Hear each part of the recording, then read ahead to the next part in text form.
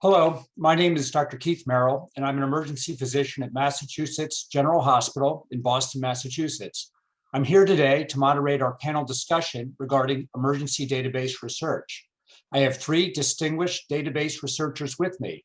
I'd like to introduce you to Dr. Amber K. Sabbatini from the University of Washington in Seattle, Dr. Daniel Theodoro from Washington University in St. Louis, and Dr. Greg Weingart from Eastern Virginia Medical School in Norfolk.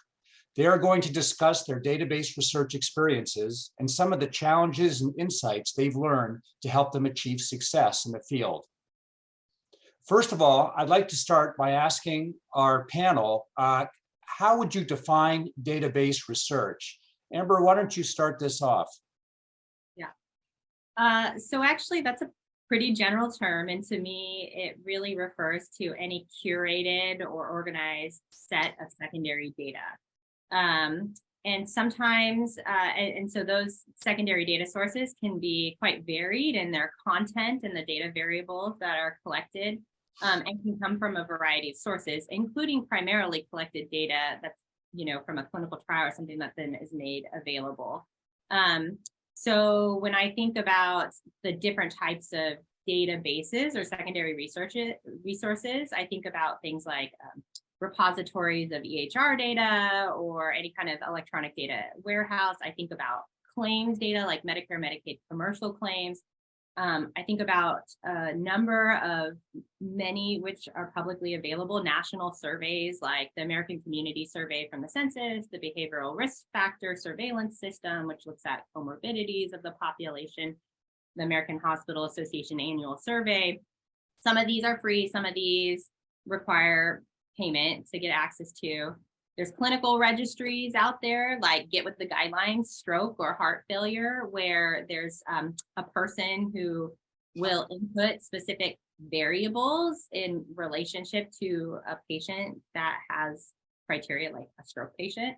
And those can be reused in very powerful ways. And then I mentioned kind of like data that's collected clinical trials. So there's this move in the NIH right now to make data that's collected primarily in these clinical trials publicly available for reuse. So like there's huge genomics data sets, like blood sample data sets for trauma, or even other patient, reported outcomes data and stuff that potentially could be reused in novel ways that would technically fall under database research as well. Very good. Daniel, what would you say? Well, I think your answer to this question usually depends on what you're looking for with your research. So for me, I was looking for procedure coding. And when I stumbled upon my question, the reference that the database that I got referred to were all housed by AHRQ, the Agency of Healthcare Research and Quality, which I think, Amber, you touched upon. And so what they do is, or at the time, what they did is they would get all of the billing codes from hospitals in by state that would participate. Not every state participated, but some really large states did. And they basically had what those hospitals would code for what each patient visit represented. So if you came in and you had a heart attack and you had a cabbage, and then you went to the ICU, you could find all of these codes in these databases. And so to me, that's what the large databases represented when I first got into it.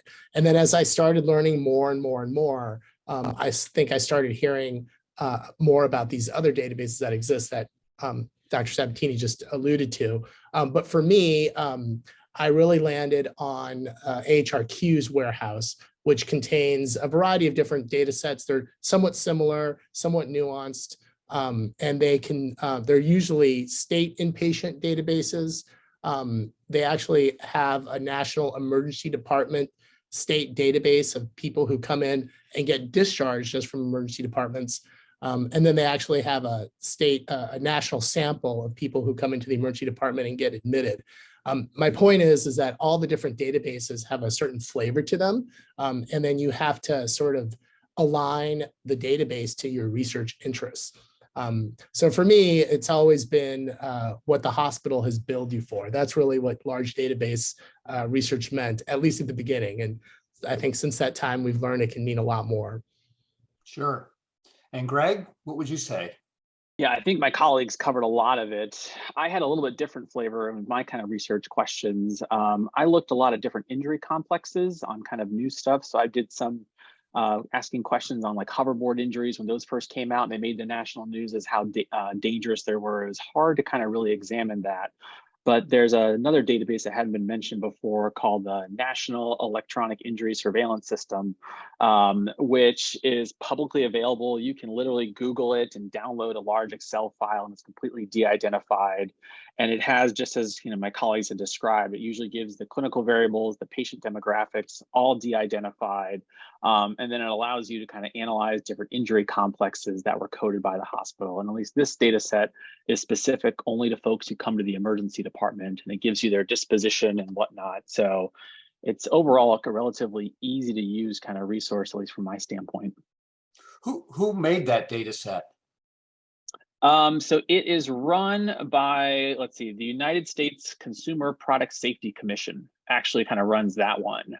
And you can literally Google that and then National Electronic Injury Surveillance System. It's all mandated, I believe, by the US government. They survey about 100 hospitals.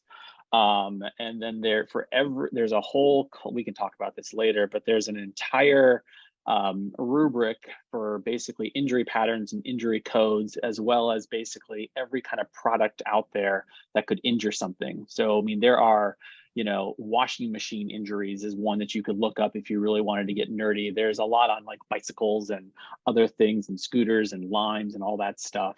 But it gives you a national sample. Sure, great. Okay, thank you, panelists. We're going to move on now, and I'd like to ask each of you to discuss your most successful experience in database research and what helped you to be successful, as well as any shortcomings or regrets you might have had. Why would somebody do this type of research? What kind of impact do you feel these studies can have? Amber? Yeah, so 95% of I'm a physician scientist track faculty, and 95% of my research is all in these secondary data sources. And I've been published in JAMA New England. And so like they can be published in very high impactful places. In fact, some very simple like trend studies, what is the trend of hoverboard injuries, for example, would, that's probably like pretty narrow, but when you pick like bigger things like what's the trend in health spending for COPD, like that gets published in big journals, shockingly. So I would say like most of my research and where I developed an expertise has been on Medicare, Medicaid, and commercial claims these days. But I got my start working with HCUP databases with the SID and the SED that Daniel mentioned. And quite honestly, that first study that I did with a mentor, Renee Shaw, got published in JAMA. So, and we looked at, so it was a study where we compared individuals who visited the ED in 3 large states, and we looked at whether or not they were readmitted to the hospital shortly after discharge, and then what happened to their in-hospital outcomes. And so we compared, admitted, and like we compared these bounce back admissions, this subset of admissions in the hospital, which presumably are higher risk or indicative of like bad quality or something, to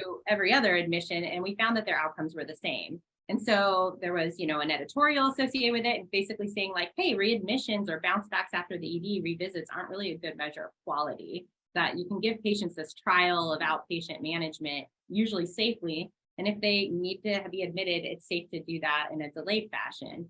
So anyways, I think you can do some really powerful research with very inexpensive data. What wasn't mentioned is HCUP data is available to trainees. So like residents and fellows can get discounted HCUP data. They just need a faculty mentor to write a little letter. And then it's like some states will offer their data for $50. So it's a really, in my fellowship, that was the data set we all started with. Very good. Daniel? Yeah, I mean, it's funny that I find myself on this panel because I'm actually an ultrasound researcher, and I wanted to study the impact of Well, I came up with the whole early goal-directed therapy movement, which I think all of you guys recall. We used to put all these catheters in these patients, some of them probably unnecessarily. And so I wanted to know, like, hey, are we using ultrasound guidance to put all these catheters in? Because if we are, then, you know, what I do is kind of important. That's how I started. But what I ended up looking at was just the insertion of the catheter itself, and how often that was taking place. And I used the HCUP databases, a really crude measure of it, to determine if, in general, for patients who were coming in with sepsis or some form of sepsis that you can identify with these codes in the databases, whether or not they were getting a central line placed really early on day 0. And I think when you get into this line of research, you kind of speak the lingo, but day 0 means like usually the minute the patient hits the door, versus later on, which is day 1 to 2, versus really late, which is day 3. And I just made a jump and I said, well, if it was day 0, it's probably the ED. And I started looking at the trends in day 0 central line insertions in the era of early goal-directed therapy. And sure enough, we were on a pretty, not that steep ascent, but we were going up quite a bit. All these patients were getting in central lines. And I wanted to use that as a jumping point for my other research, which I had an interest in central line associated bloodstream infection. I wanted to make the argument that, hey, the ED's doing these, pay attention to us. So that's how I got started in this. What was really interesting as we talked about impact is after I did my study, I was really proud and I sent it to our usual ED journals, and they really weren't that impressed with it. And so a mentor of mine said, you should try critical care medicine because you're touching on sepsis and it's really important. And sure enough, they loved the fact that I could report a decreased mortality in sepsis with, demonstrating increased utilization of care or intensity of care, I should say. And so I got published in CCM. And, so I do think the papers, when done right, if you hit, especially if your timing is right, I didn't get to JAMA or New England Journal of Medicine, but I definitely got into some impactful journals there. So. Beautiful. Great. Greg?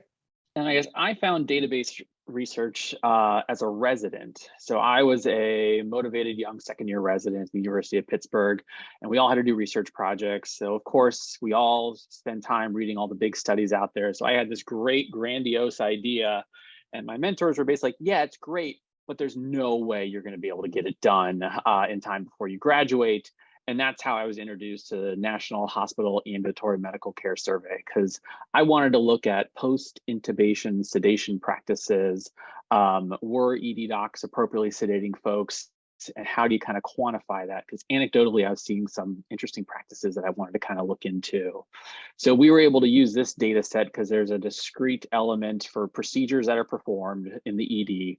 So you could look and see who got intubated, who didn't. And then it gave you a set of, I think, 7 or 9 medications that were administered. So then we could determine if they got sedation, if they just got paralytics and whatnot, to try and help quantify on a national level the post-intubation care of folks in the emergency department. So that was kind of my first win when I realized this turned into a really good vehicle for residents who need projects, because usually these can get approved through the IRB relatively easily because they're usually de-identified. So there's no risk to data getting lost, escaped, violated, or such. And it turned into, now I've worked on it with several different resident cases as well, and I was able to get them publications and get them presentations at local and national meetings as well. So it's kind of something I've kind of fallen into, but I've kind of ran with it. Great, beautiful. It's a nice variety across you three, really quite different approaches and databases used. Now, let's think about the people, those folks coming up, the trainees. If someone was interested in doing database research, what resources would you recommend to learn about this? And what other areas do you think might be some interesting topics of research? In other words, how do you get started here? Amber? Well, how about I punt to my colleagues on this one first? I want them to get a chance to lead off a little bit. And I'm so in a different world someday, so. Sure, Daniel, why don't you give this one a stab? Sure. So I I think searches started online looking for my data and landed on the HRQ website. And the first thing you have to be is curious, because when you look at this stuff, it's super overwhelming. It's basically like, picture a huge spreadsheet and it's just a bunch of codes, and you have to be able to, first of all, you have to learn what all the headings are, so what all the data is. And the way I did it, my approach was, you're going to have to spend hours, or at least you're going to have to run into someone who knows what all these variables mean. I got lucky in that AHRQ does a really good job with documenting what all the variables in their data sets mean. And so you have to kind of roll in the weeds a little bit. I think there's no better way to sort of really understand what you're looking at other than rolling in the weeds. And even though I did database research with through HRQ and HCUP, I spent time on, I call it the NAMCs, which is the CDC product. And so I would download, I looked at what kind of data was being abstracted. So the first thing is you have to have a curiosity, and you have to go on. I found most of my resources online. Like, there was no book that I looked up and found all these things. I basically rolled in within all these web pages, looking at what kind of variables were captured. And if you drill down on these web pages, you eventually will get down to some kind of data dictionary or some kind of variable classification tool that starts to really define what you're looking at. That was step one. The next step is, I don't want to take everyone's, thunder and lightning away, but I think you need some kind of familiarity. It doesn't have to be really high level, but some kind of familiarity with some kind of database programming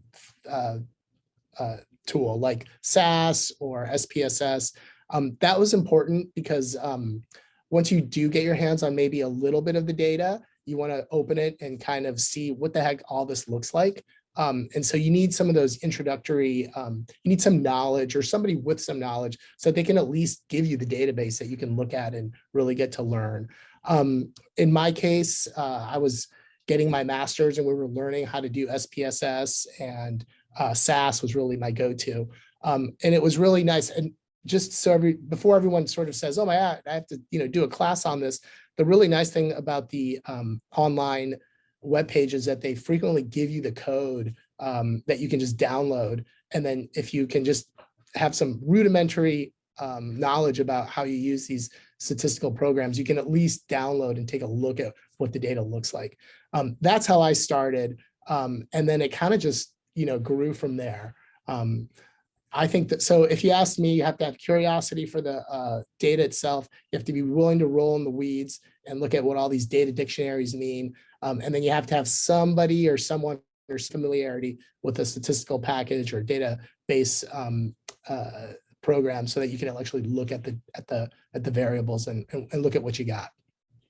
Very good. Just for our audience, I want to just do a slow motion here. So we're talking about the AHRQ database produced by AHRQ, NAMC's database, NHAMCS, produced by the CDC. And are there others major others you all have mentioned? And I think specifically the databases that are publicly available for low cost from AHRQ are called the state inpatient databases, the state emergency department databases, which need to be linked together to get a full perspective of ED visits. And it's a 20% stratified random sample of all hospitals in the country and all encounters at those sampled hospitals. And then they also produce the National Emergency Department sample and the National Inpatient sample as well. And then they do a kid, like a child one, if you're interested in pediatric research as well. They being? They have an entire department that creates these data sets every year. Right, very good. And their encounter level data set, their hospital discharge data, which is different than claims. So excellent. We can get into limitations of that kind of data later, but it's a really powerful data set. And of course, Greg, we've heard from you about the National Electronic Injury Surveillance Survey, but how do you get your trainees started and going on this type of work? Me specifically, So to echo kind of how we kind of touch the data for at least what resources you need. So part of it is, the other thing that I found helpful is I went and read papers that used the same data set to kind of see how they analyze the data, what data they were able to pull out. So make sure when I go and start touching the data that I know I can find it, I should be able to find it. And if I can't find it, then I know I need to start reaching out for help and trying to figure it out. The data set that I use, just to kind of echo what Daniel said, there are manuals as to how to dissect the data and what codes are out there. So you do have to spend a little bit of time and do a little bit of grunt work in trying to figure it out. I don't have a strong stats background, and I was able to use a program, JMP, JMP, that comes from SAS, which it's a little bit more user friendly. There's a little less coding involved, and it will manipulate the data. You can tell it what to run and what kind of analysis to come, and it'll basically kind of do a lot of the analysis for you. And I found that helpful. But you're right, you do need something to really help touch the data to kind of help manipulate it. And that's usually where I would kind of end up doing the analysis or working with the residents to help kind of run the numbers and kind of share it with them. But yeah, I found kind of the biggest resource is looking who else has published with that database. That kind of helped me the most. Mm-hmm. Amber, any further comments on this one? I'll just even go farther back, because unfortunately, I do think that it's hard to work with large data sets without having a statistical program background and some skill in that area. It's just, it took me a year, for example, to learn how to program and do a study with the HCUP data on Stata. But I would say, since this is targeted towards residents, fellows, maybe junior faculty who don't have a lot of research experience, that the first and foremost thing you need to do, besides like potentially seeing some example studies that you would like to emulate, is go find the mentors. You need to find other people that have familiarity with these methods, observational methods, who have familiarity with the data set, who you can bounce your interest and who can help you refine your questions and identify a data set to answer those questions. And it's a little bit of both. It's like, well, you could probably explore this topic to some extent in this data set, but then you need to look at the data dictionary and you need to say, well, what can I actually do with this data? And so it's a little bit of a back and forth. And I think that has to be a mentor process early on. Right. So there's a bit of a learning curve in terms of getting started. Helps to have some assistance, but once you get there, the power that's unlocked is tremendous. So what would be some baseline experiences required to conduct this type of research? For example, do you feel that training or experience specifically in statistics is required? What would you all say to that?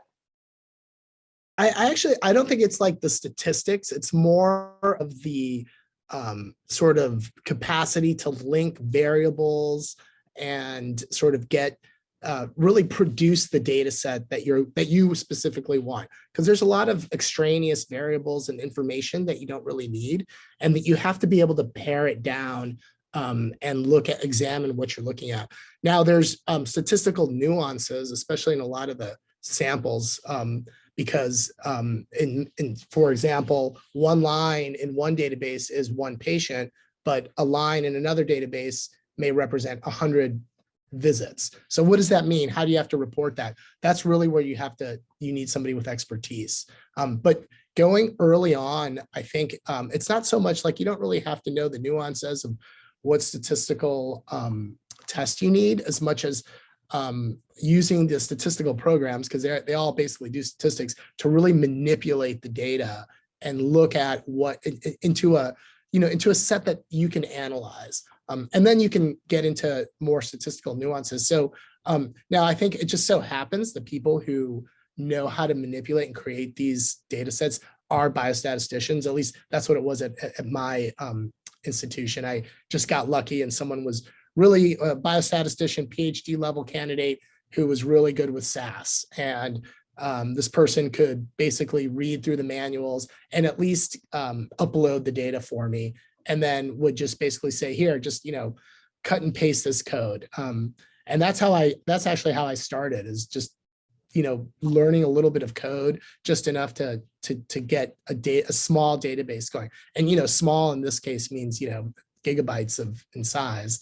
and probably larger than that in some cases. But in terms of like, do you need stats? Not so much early on. I think you need more of familiarity with these programs or a relationship with someone who can set up the database for you. That's provided you get through all the stuff I think Greg talked about, which is, matching your, and Amber, you referred to this too, which is matching your question to the right data set. Right. I would love to jump in. Like, I think that there's a lot of questions that are purely descriptive that you can do with these data sets. And so it gets back to that basic foundation of learning one of these statistical programs. So right now, I feel like the one that is being pushed at a lot of universities for like master's level trainees is R. And the reason for that is it's free. And there's a lot of online resources that you can learn to code, but it takes several months of dedication. But what you really need to get to in the first stage is, can I load a data set? Can I link or merge with other data sets? Can I drop variables, create variables, visualize the data, right? Like, so cross tabulations, that alone takes some time to learn, but that's kind of foundational to know what's in your data set.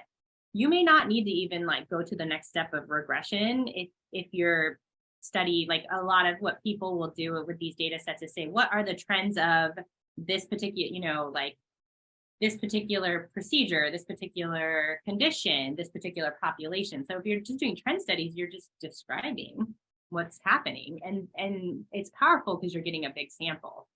So but I do think, unfortunately, you need that foundational work. And I would tend to disagree. I think probably some course in statistics, because like you could totally outsource this work if you have someone at your institution and they'll run the analysis and they'll give you back tables. But if you don't understand what they're doing, I think that's like not great, And so I think, you may not need to be your statistician or be the person analyzing this data, but having like basic master's level biostats or epi is kind of like a good starting point for training if you want to do this work. Like some idea what like t-tests are and ANOVA and like logistic regression and stuff.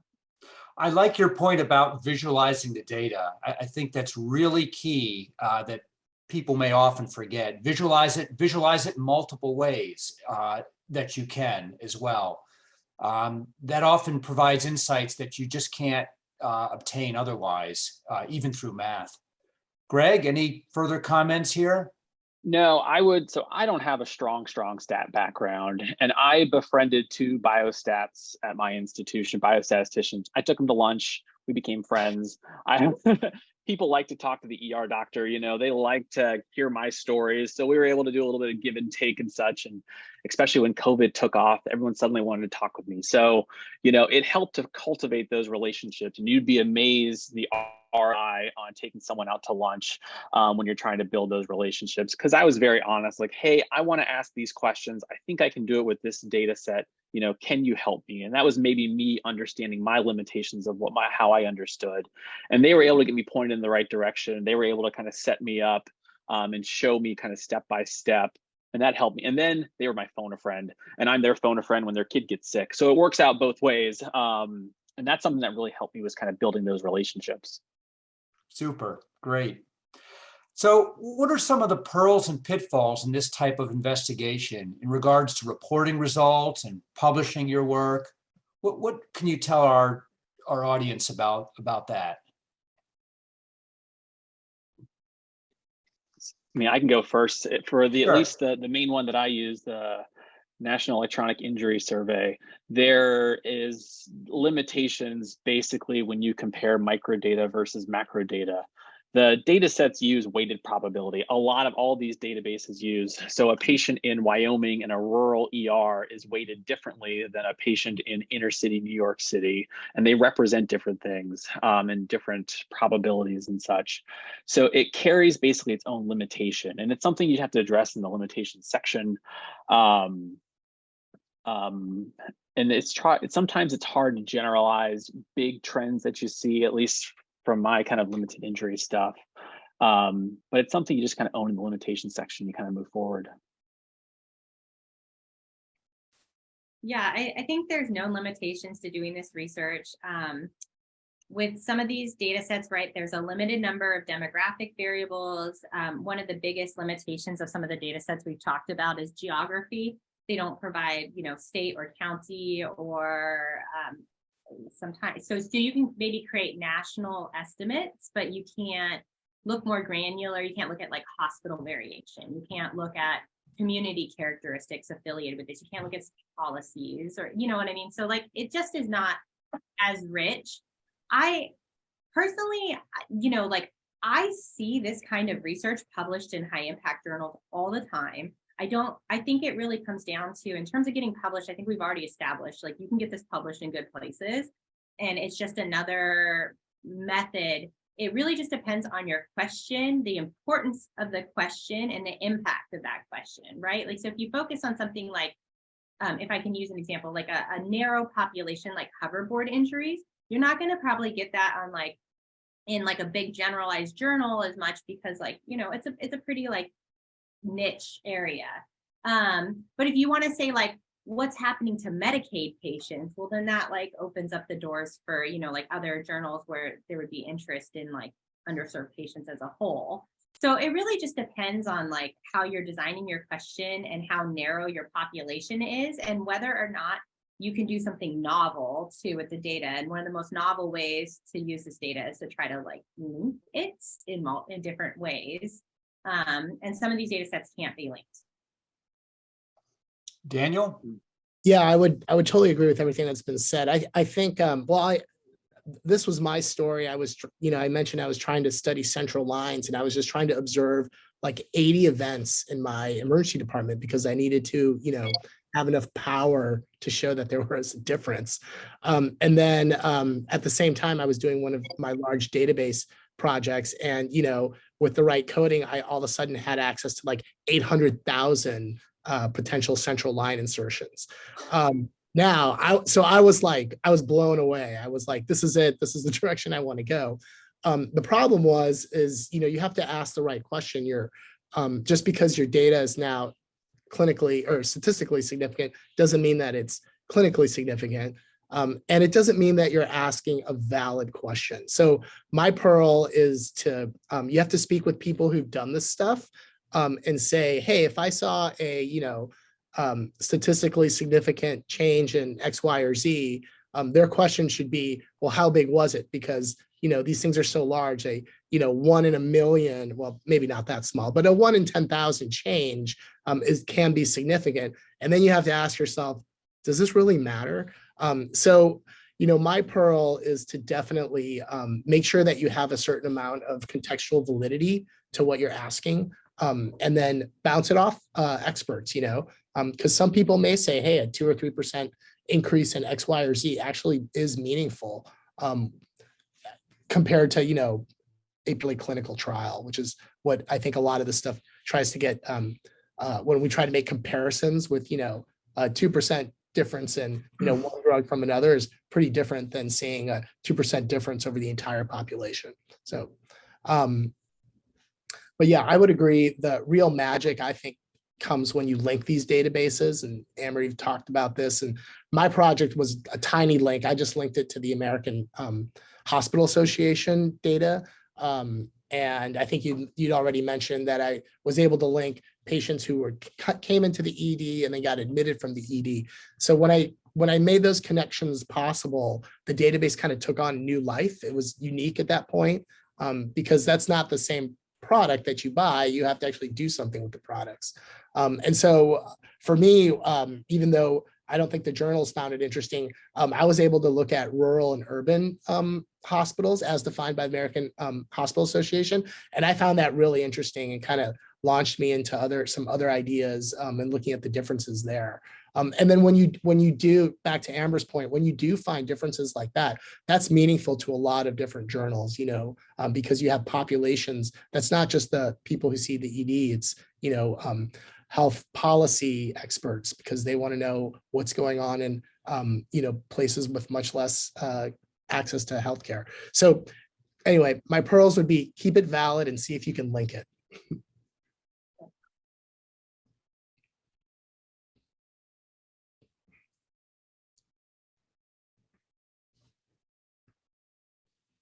frozen. I think Keith is frozen. Greg, are you still there? I'm here. Okay. I think I'll just move us on until he comes back. Because the follow-on question to that was, are there specific journals that focus on database research? And I feel like, yeah, more some than others, but you can get this put in any medical journal if it's the right question of population. Do you guys want to add anything to that? Yeah, I mean, I completely agree with that. I think the important thing is don't limit yourself just to the ED journals. Look elsewhere. I mean, there's lots of, I think, health policy or journals with an interest in policy that might be interested in your topic if you're addressing specific populations.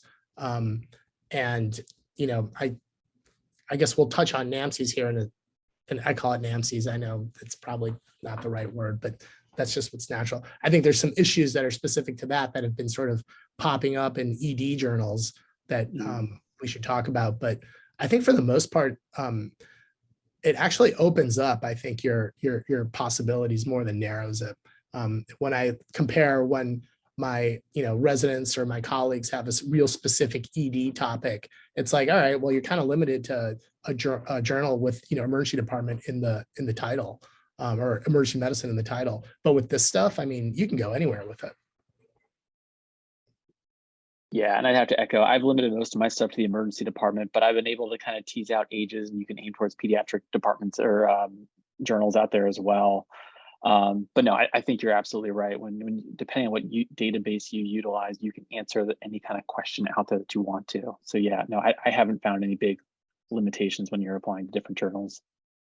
I will say maybe one limitation is, so there's all sorts of professional groups that are collecting repositories of data of varying quality. So if you're using one of these like national data sets that have been field tested, historically and have been run, like generally nobody's going to have a problem with your data set. But if you pluck a data set from like the National Association of whatever, and there isn't really like good data on the quality of their data fields and the completeness, that could be like one potential limitation. Like it could still be important because if you link that with like a more valid data set, it could still produce interesting data, but you'd have to like maybe address the data quality issue. Yeah, and I think one example that really speaks to that is Kaiser does an incredible job publishing a ton of administrative data projects, really. But like they always run into the, how externally valid is that? Because you guys are Kaiser, you guys do things a certain way. And so in a way, even though the database is super rich, it has its own limitations, and another database that comes to mind is, even though I haven't really played with it too much, is I know the VA keeps its own database. And so that would be limited to veterans. Well, that might get you a lot of different perspectives, but it's definitely going to give you a perspective that you have to explain away to the journals and to your readers, really. Okay, the next question we have here, actually, you guys are probably better at taking this because I haven't used NAMCS. Oh, do you have any thoughts about studies conducted, published using NAMCS? Greg, you're bragging lead off. I think that's you have the most experience here. I mean, so full disclosure, I've only used it one time. So and full disclosure, was back in like 2013. So it's been a while since I've touched it. It is nice because it gives you a large sample of ambulatory patients who basically come in and out of the emergency department versus the hospitalized folks. But I guess there's been lots of questions, and I actually don't understand completely the what's the word I'm looking for, issues around it, because I guess there's been some questions of accuracy and the kind of the data validity that's kind of come out of it. So I'm going to actually bow out. I actually don't know the answer to this. So what I know about this data set is that, so firstly, yes, it's free. You can go online right now and download like many years of them. You still have to be able to manipulate that data and load it into your program and link years of data if you want to look more at 1 year. But It doesn't have geographic identifiers. The most granular geographic identifiers are region, like north, south, east, west, so, or I think, and so it's very, and you know, like all the rest of the data is de-identified, including the hospital and the patient. So you can't really link it with anything else. But what it does do is give you survey weights to create nationally represented statistics around types of clinical conditions, a limited number of services that are delivered in emergency departments, and the disposition of patients. And so, you know, it's good for like surveillance work, actually. Yeah, and the it's really funny because this just the other day there's someone writing a big R01 and they wanted to quote some post intubation sedation stuff, and I think the NAMCS was the database that was used for a lot of this data. And so we kind of started looking at what was said back in 2012. And one of the big gripes was, well, a lot of people, one of the conclusions, and I don't know, Greg, was this your paper where like, Might be. where only like 40% of patients after they were intubated were receiving sufficient sedation. And some people were like 40%, whoa, that does not jive at all with my personal clinical experience. And the data had been all generated from the NAMCS database. And so people started to sort of, you know, look at that with a, you know, more, you know, keen eye, and they started to point at the fact that a lot of the coders and abstractors are not medical professionals. So you're getting someone who may work at the Census Bureau having to make judgments on whether a medication was, you know, administered or not, and abstracting that into this survey document. And so that kind of led people to wonder, you know, how accurate is it? Well, it turns out that a lot of the data was actually being then mirrored by purely clinical studies. And so I think the lesson that I took from that is, you know, these are all estimates, right? Because we can't know all the data all the time. And so you're getting a point estimate of what's going on, and you're getting it one way, and then you can get it the other way. And then it's kind of up to you and probably the author and the reader of the paper to decide, okay, well, where are we in this? Are we like at the extremes, or are we like at the middle?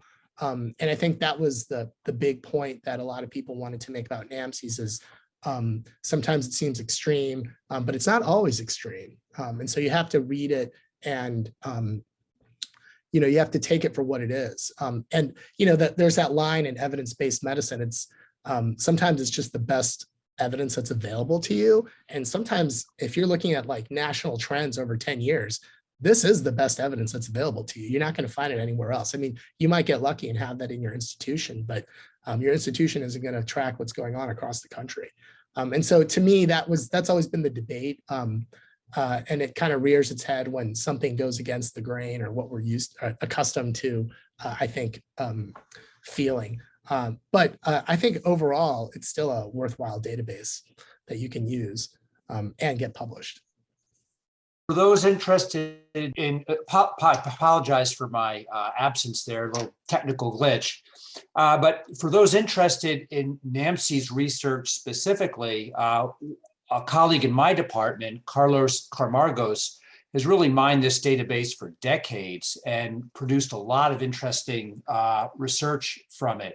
So it's certainly possible. However, again, given the limitations, as you've pointed out, Daniel, that you have to be careful about what you see is directly reflecting the clinical experience accurately. Yeah. And I'll turn this back over to you. I sort of took over your moderating role while you bounced off, but I didn't read the second half of this question. It doesn't sound like any of us have probably used NHANES or NPALS, the National Health and Nutrition Examination Survey, which what I know about that is probably not at all useful for emergency research unless you're interested in things like obesity.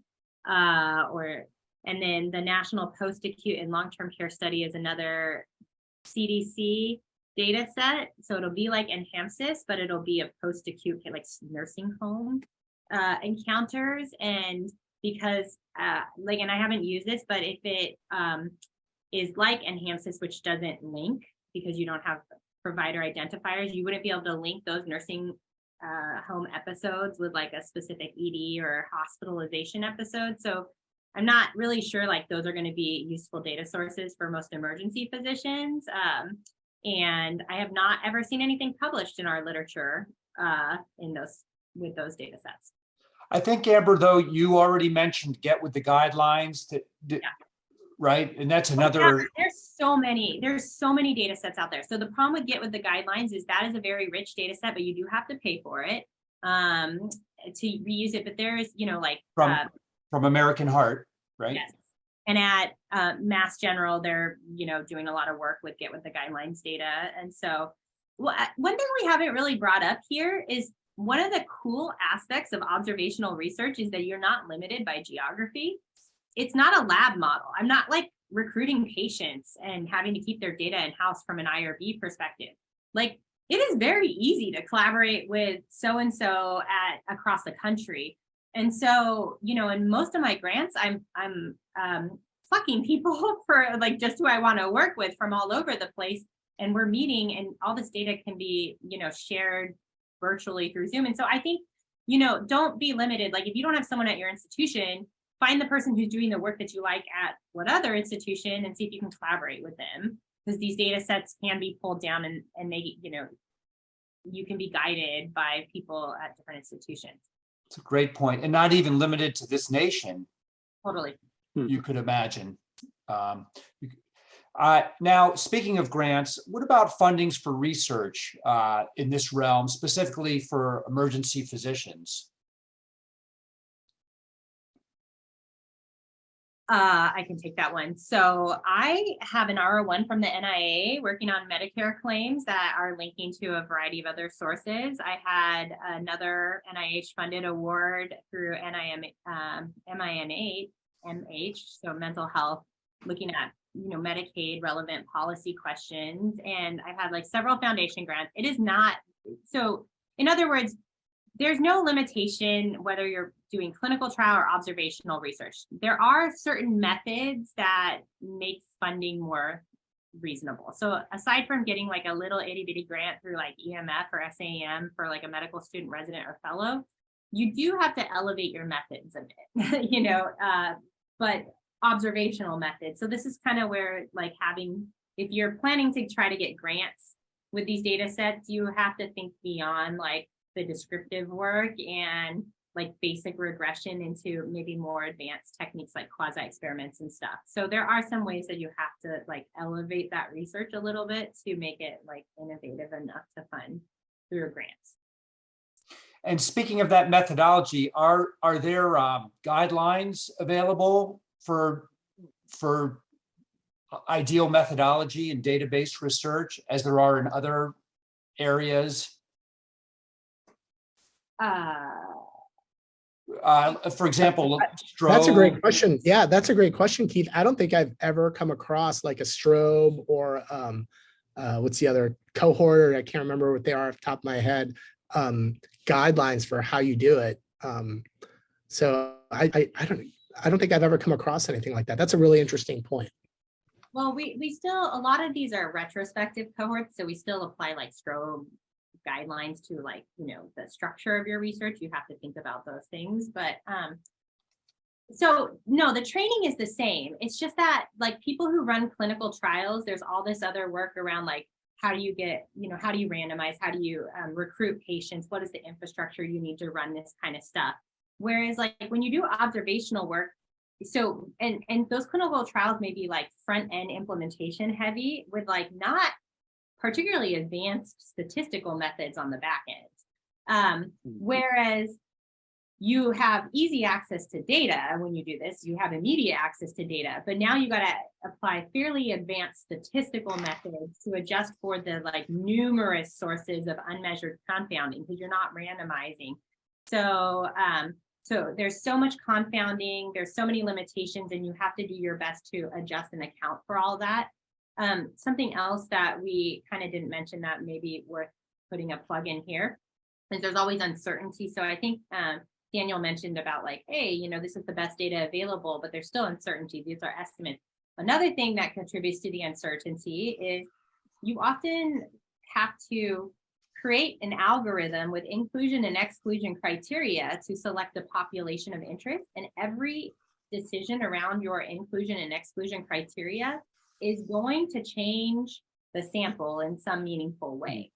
And especially when you start working with claims data where you're like, I'm going to exclude patients that don't have continuous enrollment for these, months, and they also couldn't have had XYZ. And so you start to like change and make the sample a little bit less generalizable in many ways. And you have to be cognizant of how you're changing and what you may be missing in that.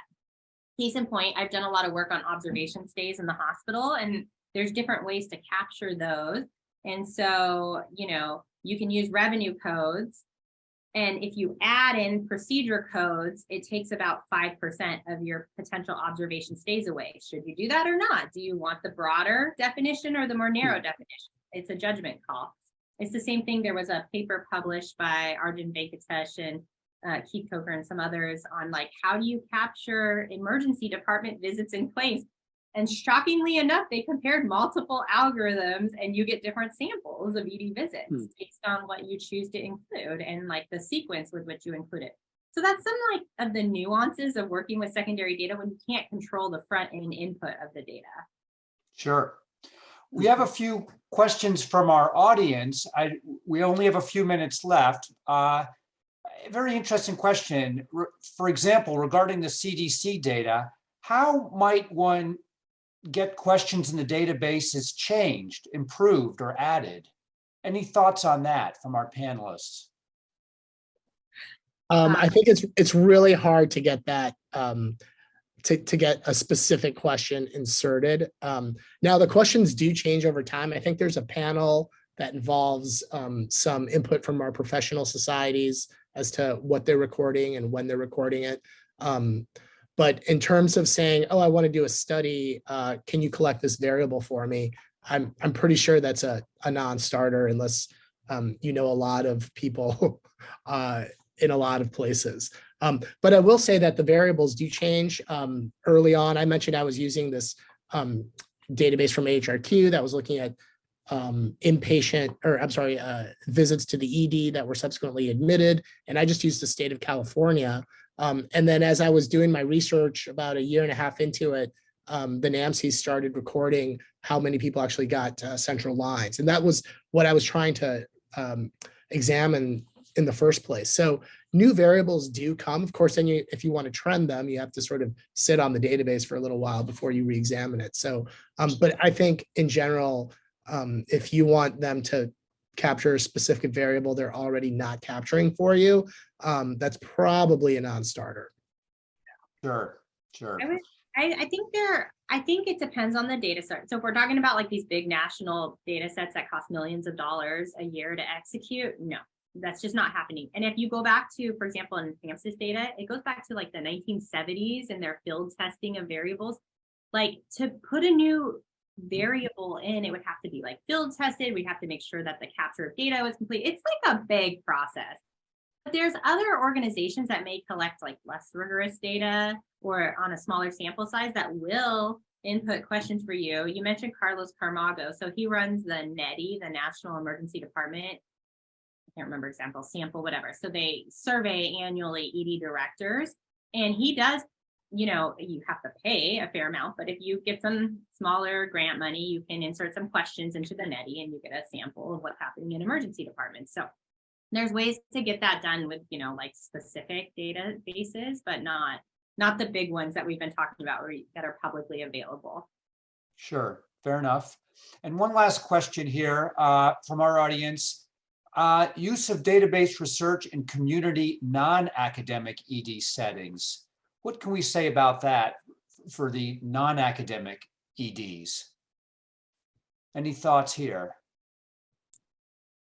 I think this goes back to the find collaborators who know what they're doing elsewhere. Like if you don't have the resources locally to work with these data sets, unfortunately, like while you can self-train on this stuff, like you can train yourself up in methods, you can train yourself up in R data because there's a lot of online resources. It takes time. So that question asked about residents specifically, and it's probably not really feasible. If you have a year in fellowship, you can self-train yourself, but you know what I mean? Then we're not talking about community medicine. So this is where partnering with other people becomes, you know, your friend. Sure, sure. Teamwork, Mhm. team science.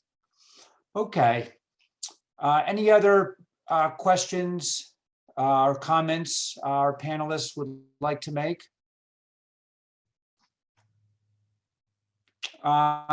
In that case, I think we'll finish up here on our database session.